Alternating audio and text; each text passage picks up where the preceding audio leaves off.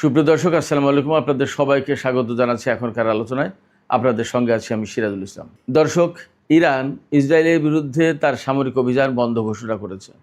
Iran বলেছে তার যে লক্ষ্য ছিল সেই লক্ষ্য সফল হয়েছে এবং এখন আপাতত এই সামরিক অভিযান বন্ধ করা হচ্ছে। তবে ইসরায়েল যদি কোনো রকম লেবাননে হামলা চালায় অথবা ইরানে হামলা চালায় তাহলে এর চেয়ে কঠিন আঘাত হানা হবে। একইভাবে ইসরায়েলও সাময়িকভাবে ইরানের উপর হামলা বন্ধ করেছে। তবে ইসরায়েল সময় রাত 9টায়, তার মানে বাংলাদেশে তখন প্রায় রাত 12টা তো বাজবেই। স্থানীয় সময় রাত 9টায় নিরাপত্তা মন্ত্রিসভার বৈঠক ডেকেছে এবং সেই বৈঠকের সিদ্ধান্ত হবে বাদবাকি। এদিকে এই যে ইরান ইসরায়েলের বিরুদ্ধে অভিযান বন্ধ ঘোষণা করলো, কেন এই বন্ধ ঘোষণা করলো? হঠাৎ করে ইরান ইসরায়েলের বিরুদ্ধে কেন অভিযান শুরু করলো এবং কেন বন্ধ করলো? পেছনের কারণটা আসলে কি? নিশ্চয়ই পর্দার আড়ালে কিছু ঘটনা ঘটেছে, যার কারণে এরকম কিছু হয়েছে। ইরান এই সিদ্ধান্ত নিয়েছে। ব্যাপারটা কি এমন?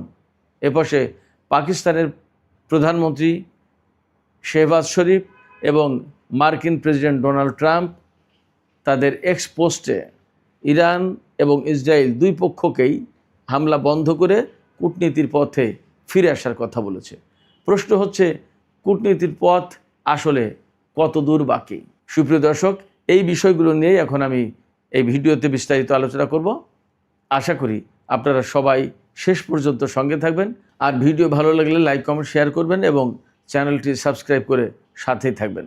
দর্শক, চলুন বিস্তারিত আলোচনায় চলে যাই। আমরা সবাই জানি গত রাত থেকে ইরান ইসরায়েলের বিরুদ্ধে সামরিক অভিযান শুরু করেছিল। এই অভিযানের মূল কারণ ছিল লেবাননে ইসরায়েল হামলা চালিয়েছে, সেই হামলা যাতে আর না চালায় তার একটা জবাব দেওয়া, ইসরায়েলকে শাসন করা এবং লেবাননে যাতে হামলা না চালায় তা নিশ্চিত করা। এটা গেল আমাদের আপাতত চোখের সামনের ঘটনা, কিন্তু এর পেছনে আরও কিছু ঘটনা ছিল। আপনাদের নিশ্চয়ই মনে আছে, লেবাননের প্রেসিডেন্ট, যিনি খ্রিস্টান সম্প্রদায় থেকে হয়েছেন প্রেসিডেন্ট, তিনি হচ্ছেন জোসেফ আউন।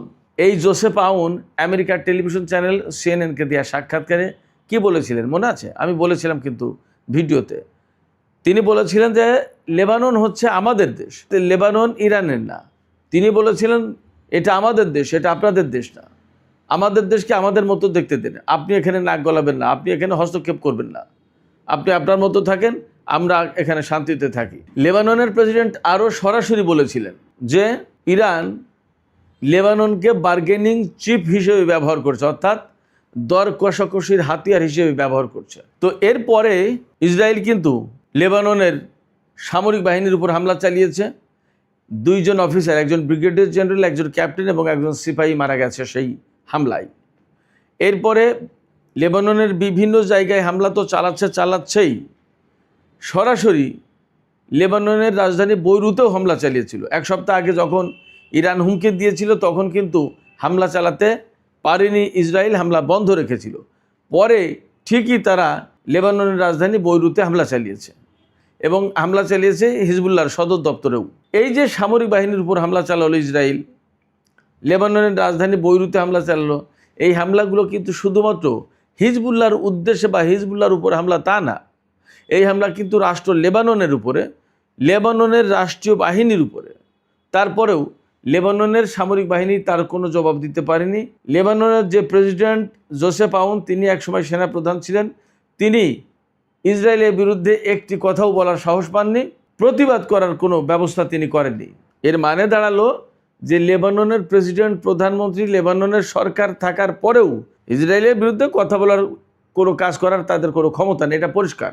সেই জায়গায় ইসরায়েলের বিরুদ্ধে লড়াই করছে লেবাননের প্রতিরোধকামী সংগঠনটি, আর লেবাননের হয়ে, লেবাননের জনগণের হয়ে, লেবাননের রাজধানীর পক্ষে হয়ে ইসরায়েলের বিরুদ্ধে লড়াই করলো ইরান। এটা কিন্তু পরিষ্কার হয়ে গেল, প্রমাণ হয়ে গেল।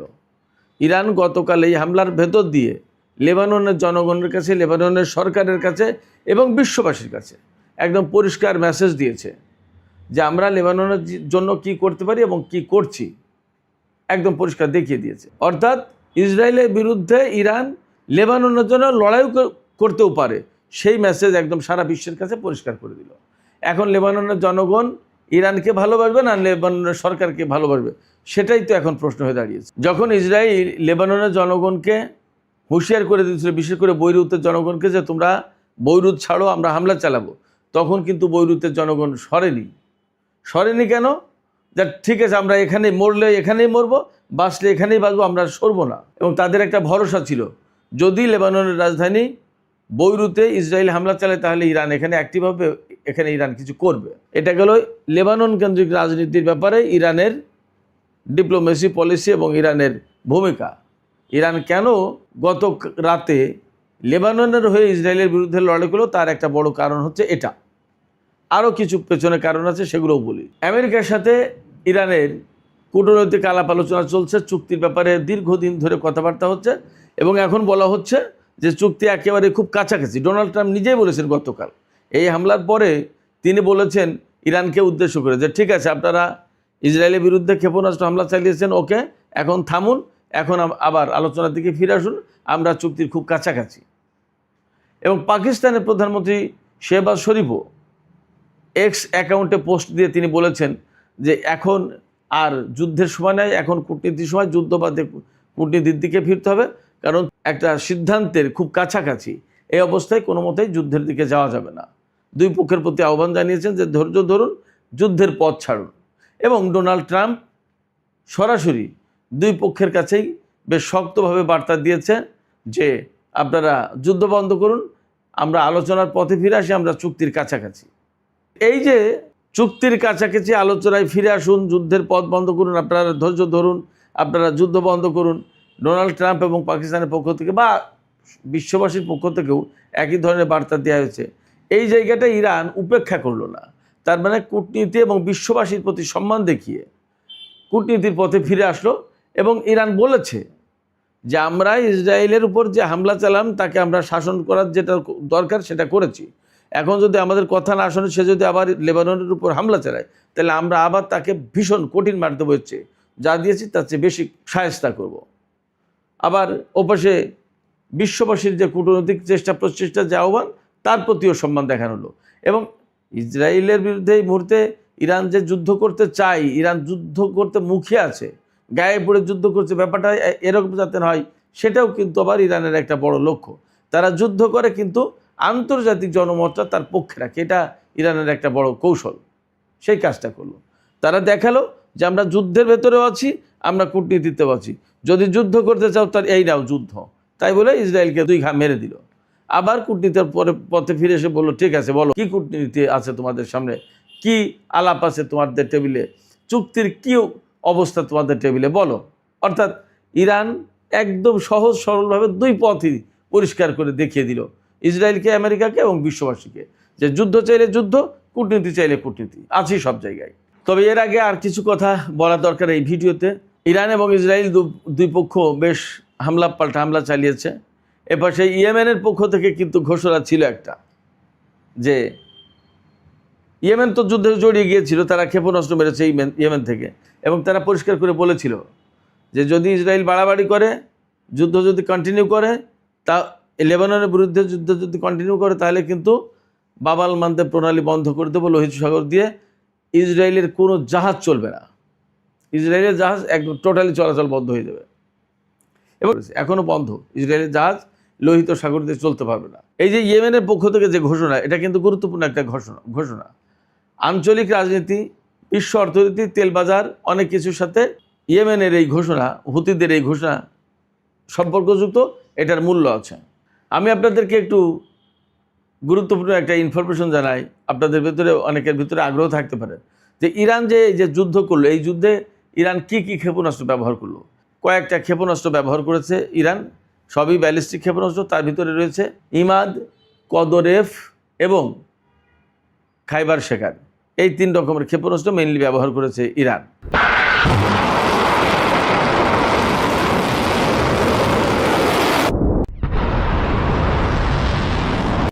এই খাইবার শেখান ক্ষেপণাস্ত্রটা এর ভিতরে সবচেয়ে গুরুত্বপূর্ণ, এবং এটা হাইপারসনিক মিসাইল।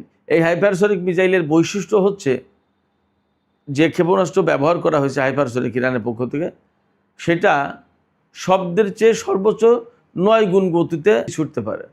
অর্থাৎ শব্দ প্রতি সেকেন্ডে যদি 1100 ফুট যায়, তাহলে এই খাইবার সেখান তার 9 গুণ যায়।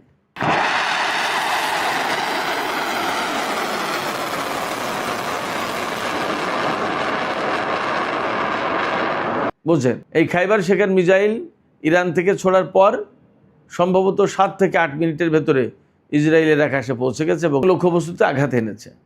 ইরান ইসরায়েলের কোথায় কোথায় হামলা চালালো? ইরান প্রধানত ইসরায়েলের 2 রকমের স্থাপনায় হামলা চালিয়েছে।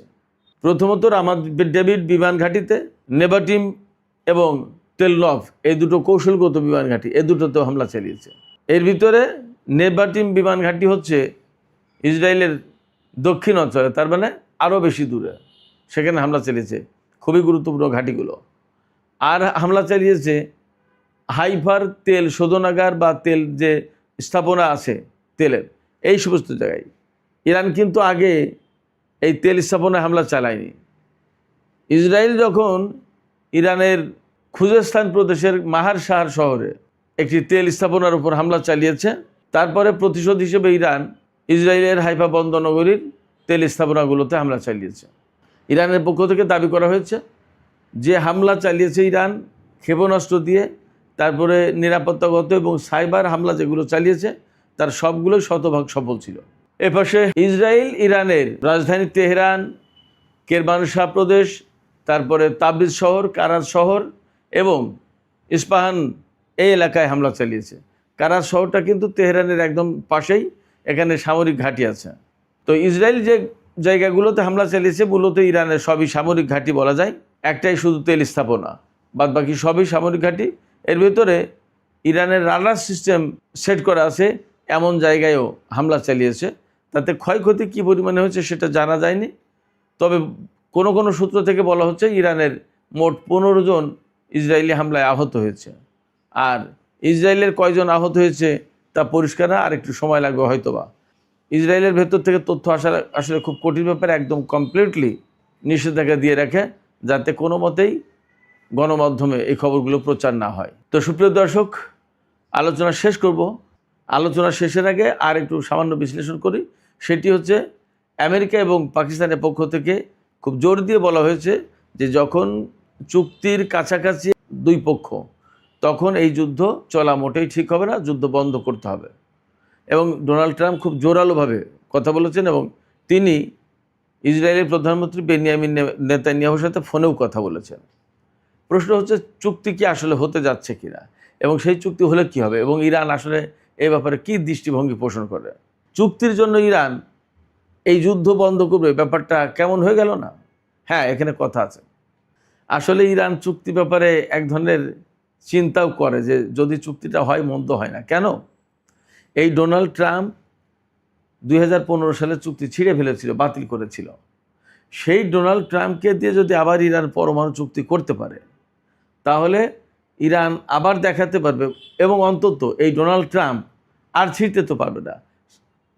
সে তো বলতে পারবে না যে আমি এই চুক্তি খারাপ চুক্তি করেছি, সে তো বলবে যে ভালো চুক্তি করেছি।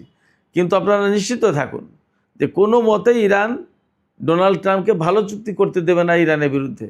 সেদিন বলেছেন একজন সেনা কর্মকর্তা, হয় খারাপ চুক্তি করতে হবে, না হলে তার চেয়ে খারাপ চুক্তি করতে হবে।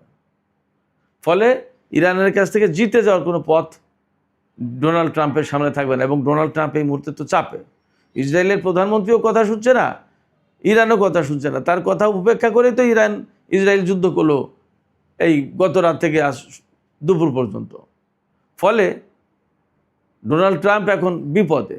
এই মুহূর্তে এই যে যুদ্ধের ভেতরে সে চুক্তির কথা বলছে, তার মানে চুক্তিটা তার জন্য খুব জরুরি, চুক্তি করবে। এবং ডোনাল্ড ট্রাম্প যেহেতু এই চুক্তি পাওয়ার জন্য মরিয়া হয়ে উঠেছে, তার মানে ইরান যা বলবে অনেকটা তাই শুনেই তাকে চুক্তি করতে হবে। যদি তাই হয় তাহলে এই চুক্তি ইরানের স্বার্থ রক্ষা করবে অবশ্যই। সেই জন্য ইরান, আমার কাছে মনে হয় যে ইরান একটু দেখতেও চায় যে চুক্তিটা হোক না।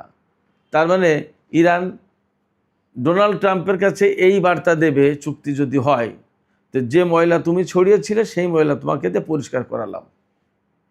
সুপ্রিয় দর্শক, এখনকার আলোচনা এখানে শেষ করছি। আপনাদের কাছে কি মনে হয়, চুক্তির জন্য যদি ইরান এই দৃষ্টিভঙ্গি পোষণ করে, আমি যে কথা বললাম, তাহলে কি ইরান সঠিক পথে আছে নাকি ভুল করছে? আপনাদের মতামত কমেন্টে জানাবেন। আর ভিডিও ভালো লাগলে লাইক, কমেন্ট, শেয়ার করবেন এবং চ্যানেলটি সাবস্ক্রাইব করে সাথেই থাকবেন। দর্শক, আপনাদের সবাইকে অনেক অনেক ধন্যবাদ। আল্লাহ হাফেজ।